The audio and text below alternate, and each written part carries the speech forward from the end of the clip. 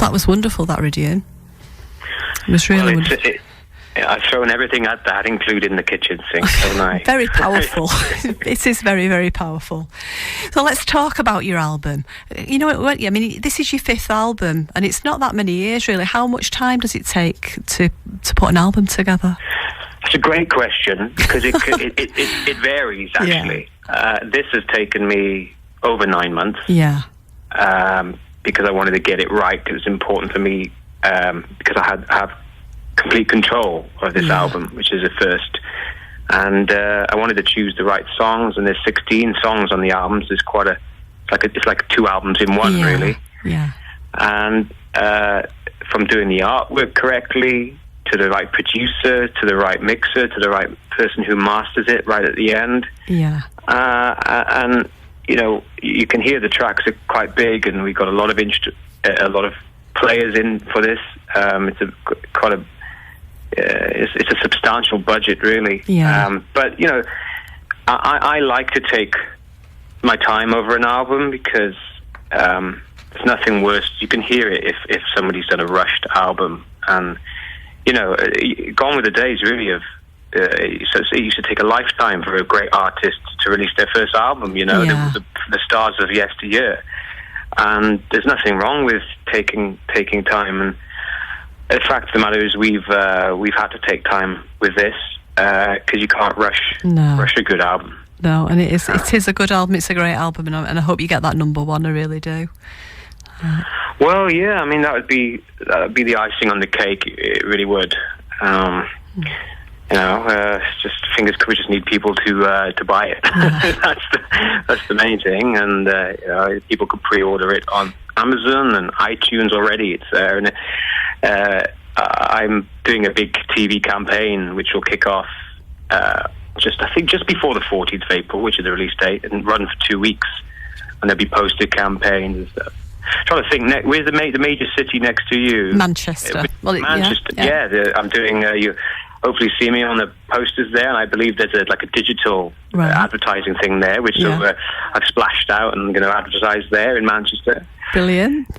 And I'll be hopefully coming to the Bridgewater Hall in Manchester in October or November. Right. Just a couple of miles down the road from where we are now. Actually, that's great. It's a great place. Yeah. Well, I just love what I do. You know, I feel very privileged to be in this position, because I'd be doing it anyway. You know, it's my hobby, singing, and I love the fact that I get to play my music on like your radio station and go touring. Rhydian, sometimes, I wonder, you must want to pinch yourself sometimes and think about, you know, when you think back and think of all this stuff you've done in the last 7 years. Yeah, I don't really think back that much at the moment, because I still think... You're too busy. It's too busy, and it's all my apprenticeship for what's to come, you know, and I never want to rest on my laurels. I think I've done great work so far. I mean, great for me as an artist, for my development, and you know,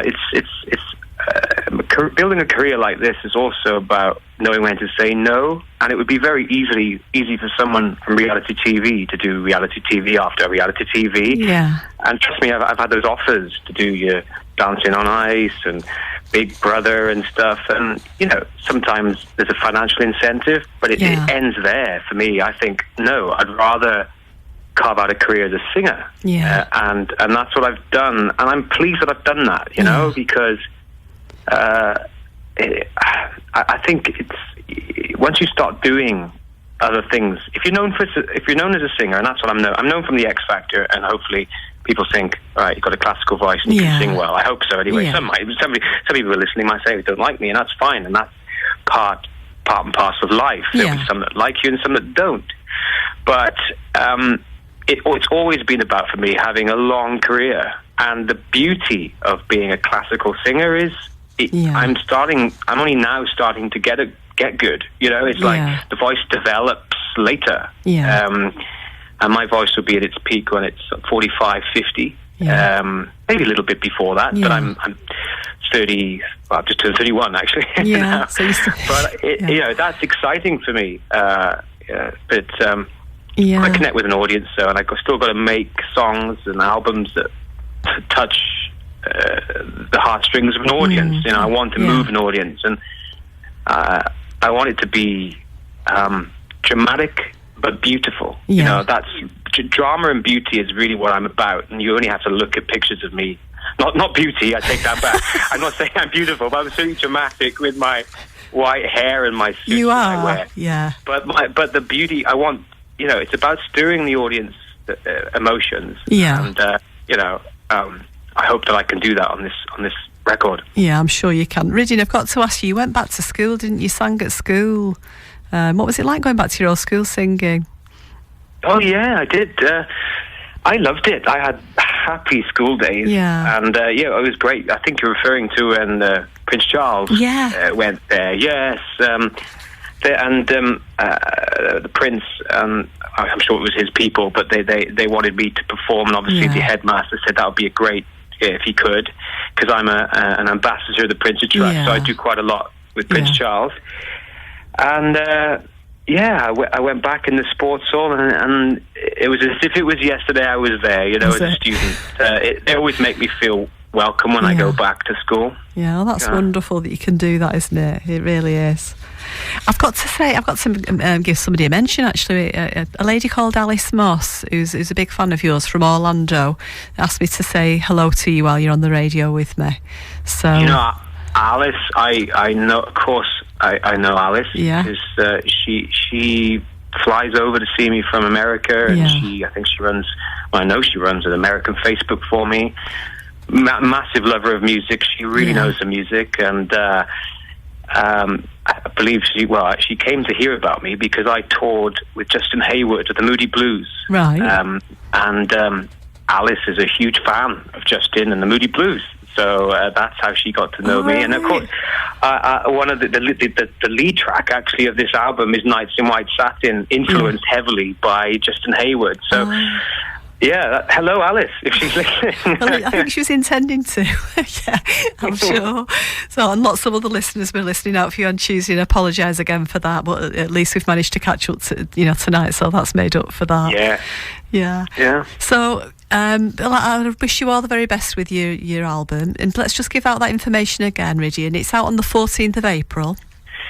It is, it's called One Day Like This, and it's out on the 14th of April. You can pre-order it now if you want on iTunes or Amazon.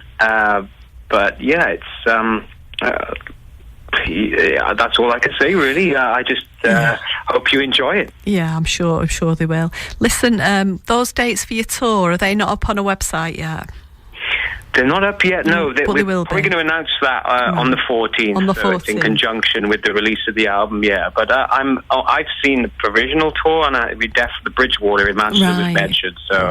So look out for that then. Look out for those tickets. Come along, I'd love to meet you. Yeah, and I will come along to see you there at the Bridgewater and let you know I'm definitely coming. Anyway, it's been lovely talking to you, it really has. And we're going to play a final track off your album.